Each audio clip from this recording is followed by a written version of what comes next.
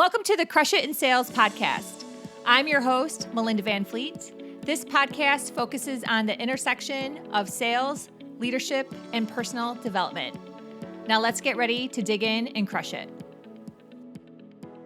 Hi, everyone. Thank you for tuning in to this week's Crush It in Sales podcast. I can't believe it's episode 47 already. So almost a year since I decided to start this podcast because I just felt that I have other things that I wanted to share and discuss, and other people I really wanted to collaborate with, and they didn't fit in with my other podcast, Good Karma Success Coach. So I created this one as well. And it's been a journey. It's been a mental journey. It's been also a time journey, but I'm still really glad I do it. And in this journey of thinking about content, I have been thinking about doing a podcast about content from my point of view. And what do I mean by my point of view? I mean, I'm not an expert. I'm not a marketing guru. I don't have a marketing company. I really don't even talk about marketing. But what's funny is, as I've been in this space and doing the work, and it's a lot of work, and work behind the scenes on my husband's business for many, many years, which people have probably no realization about before I launched my business about 2 years ago. I have been thinking, as I listen to courses and I listen to some of these experts, that, you know what, it'd be really great and probably helpful to share my point of view and what I've learned with others, because I do believe that sometimes when you listen to some of these people, or you read their articles, or you buy their courses, sometimes it's just a lot of jargon. I'm going to be really honest. And if you've been following me on Instagram or Facebook, you might see that I am the Phoenix Rising. I am going to be more and more and more authentic and truthful about what is going on out there. What is going on? What is going on in regards to leadership? What is going on in regards to sales? And what is going on in regards to personal development? So when I started to really put together some notes for this podcast that is going to be about content creation from a newbie's point of view, that's kind of how I feel about it, I'm probably going to have like 3 parts to this, because I have a lot to say and a lot to share and a lot of insight and a lot of tips and a lot of mindset tips as well. And I also have a lot to share that goes in regards to confidence. And confidence is something that Ryan and I are talking about more and more and more. Obviously, if you've been listening, you know we have our book chapter that is coming out on 11/11 in Brilliant Breakthroughs for Small Business Owners book series. And then last week, I was interviewed by Maggie on the Brilliant Breakthroughs Business podcast, which is the first podcast in a series of 5 interviews that'll be going on throughout the year. And I'm posting a lot of those things in Facebook, Instagram, and LinkedIn. So it all is just kind of tying together really nicely. And I love it when everything comes together nicely, when the universe works in my favor. I know the universe has my back, and things just kind of come together. It's great. It's like this big recipe in the sky that is finally coming together. So I love it. I love it. I love it. And I'm super happy and excited. And I'm just grateful that you're all listening, and I have some fun things to share. So I'm going to get started. And like I said, I took some notes, which I woke up super early this morning at 4, and I wanted to take some notes, and I ended up just typing. And right now I have 3 pages of things I've typed. So it's a lot. Normally I'm not scripted at all, and I'm not going to say I'm scripted in this podcast, but this one I did put more notes down because I have so much to share, and I wanted to do that. So let's get started. And again, I don't consider myself an expert, and I want people to realize that. I don't think anyone needs to be an expert to create content. Again, no one needs to be an expert to create content. And if you look at what an expert's just someone that's a few steps ahead of you. Just a few steps. It could be a year, it could be 2 years, it could be 10 years, it doesn't matter. That stuff doesn't matter. They're just a little bit ahead of you. So you need to take everything with a grain of salt when you listen to some of these people, because one of my biggest hindsights is not everything works for you. So you may take courses. I've taken a bunch of courses, countless amounts of courses. I don't even think I could list them all over the past few years. And we've listened to dozens and dozens of podcasts, Ryan and I. We were both really into listening to lots of marketing podcasts for a long time to learn new tips and ideas. And I'm in several mastermind groups that meet regularly, and I am very involved in those mastermind groups, sharing ideas and tips and listening to their presenters. But you know what? Sometimes it just doesn't make sense. It doesn't work for what our business model is or what our intentions or expectations are. And I think that's really important for someone to realize. I have made that mistake before where I have followed somebody's program. It was a speaking program to the T. And quite frankly, I kind of drove myself crazy. And it wasn't necessary, because now with COVID, his whole philosophy kind of went out the window, really. So what did that all look like, right? So when I look back at that, I'm like, wow, what did that all mean? I spent a ton of money, and I don't know, was it worth it? Some days I think yes, some days I think no. I think it was yes for the connections I made, some really good friends through the program, and it's obviously given me some content. But, don't get so hung up on what all these experts are saying.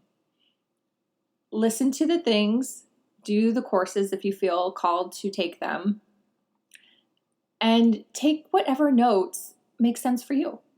Just like listening to this podcast. Calling a spade. Like, you can do the same thing when you listen to this podcast. You can be like, oh, she's really not an expert. I'm just going to take things with a grain of salt. Yes, do that, please. Please do that.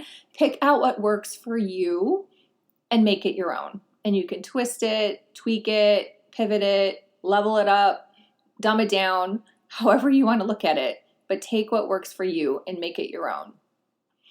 Another thing about content creation that I think is so important is it's a muscle. So I talk about confidence being a muscle in our chapter on confidence. Content is the same thing. It's a muscle. When you start out, you're probably nervous. You're like, oh, what am I going to say today? What am I going to do? But once you start doing it and doing it regularly, you get stronger and stronger and stronger.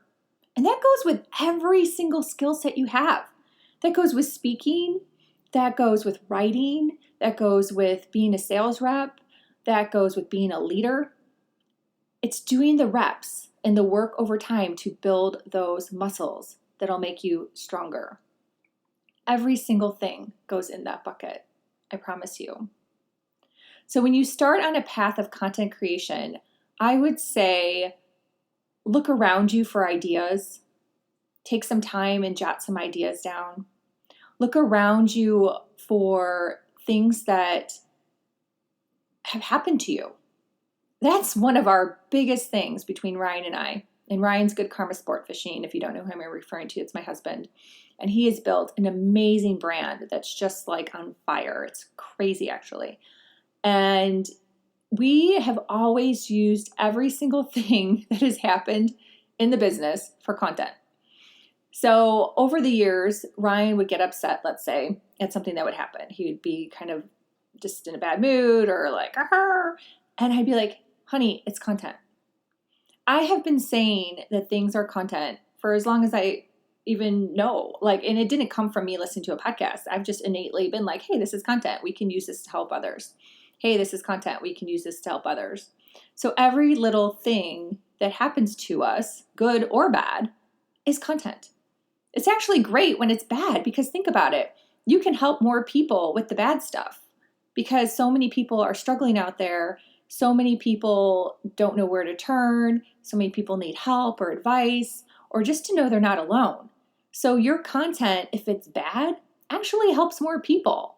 Think about it. You learn more from the bad things that happen to you in your life then you learn from the good, right? If we all just kept on going along our merry way and life was roses and sunshine all day and smell the flowers, well, hell, would you learn or grow? No, you wouldn't. You would just be hanging out, smelling the flowers. It's the bad stuff that happens to you that you learn and grow from. So use that content. Use that content to help others. Use your story. I am so tired of podcasts that are just interview, and the person has no story. I'm tired of reading articles where there's no story. It's boring. It's putting me to sleep. Tell me some story. Tell me something about something that happened to you or even somebody else. That's cool. Whatever. Obviously don't say their name if it's not something that should be public, or, twist it up a bit like lots of authors do, and share it and build it around your advice and your tips. And that's what people need to realize when they're building content. All of us have story. All of us have ideas. All of us have things that happen to us. And all of us have things that we can share to help others. The other thing with content that I want to talk about is something I did learn in a course, and it was an Instagram course. So it was a very expensive Instagram course, but I learned a lot. And you know what? I'm going to say this too about courses. Make sure you have your expectations and intentions set around courses. So I'm going to use this as an example. So this Instagram course that I debated about taking, I'll be honest, I was on the fence. I wasn't one of those take action right away with this course because it's $2,000. And I did it last year in 2019. And I was hesitant because, let's be honest, Instagram's been out there. So if you haven't been on Instagram for the past, 5, 6, 7, 8 years, whatever, and building that audience, you're really starting at ground zero in a really red ocean. And even though I've never read the Blue Ocean, Red Ocean book, I can't remember what it's called, I believe in it, I get the concept, and I've always felt that way. So I'm going to talk about blue oceans and red oceans a lot. So Instagram is a red ocean, okay? So I have been posting continually on Instagram since April of 2019, and I don't have that many follows. It's like in the 300s. So when I paid for this Instagram course, it was not my expectation that I was going to have 1 million followers. Heck, that would be great. I could sit around all day and try to manifest that, right? But honestly, let's be real. That wasn't my intention.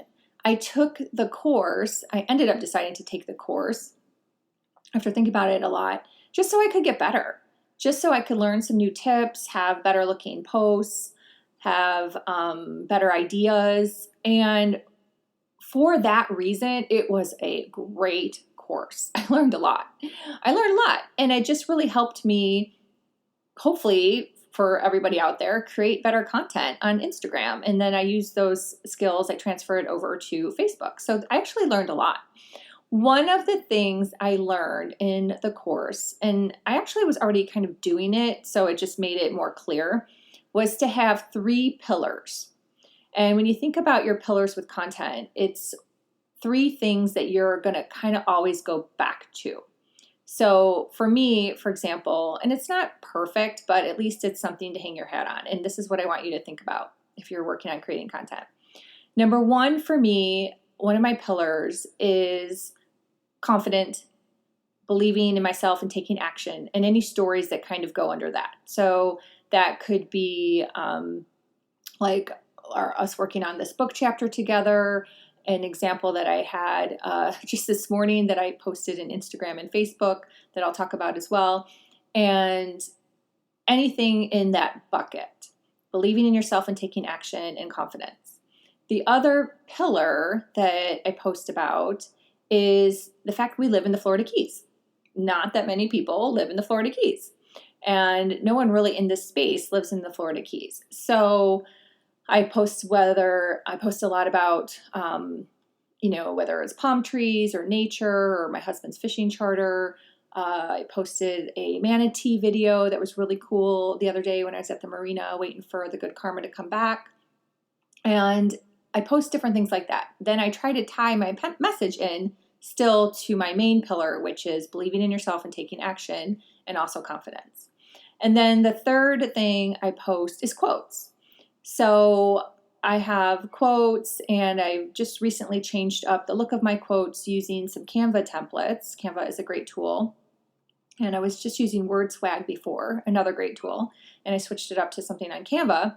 But then I do quotes. So when you look at my Instagram wall, you'll see like pictures of me or pictures of me and Ryan, pictures of nature, things that I personally took here in the Keys, and quotes. Granted, sometimes it varies and there's something a little different. I put the podcast in there and different things like that. But for the most part, those are the 3 pillars that I try to stay within. The other thing I want to mention, actually, because I just segued from that, is in regards to using something that happens to you, even think about texts or conversations with your friends.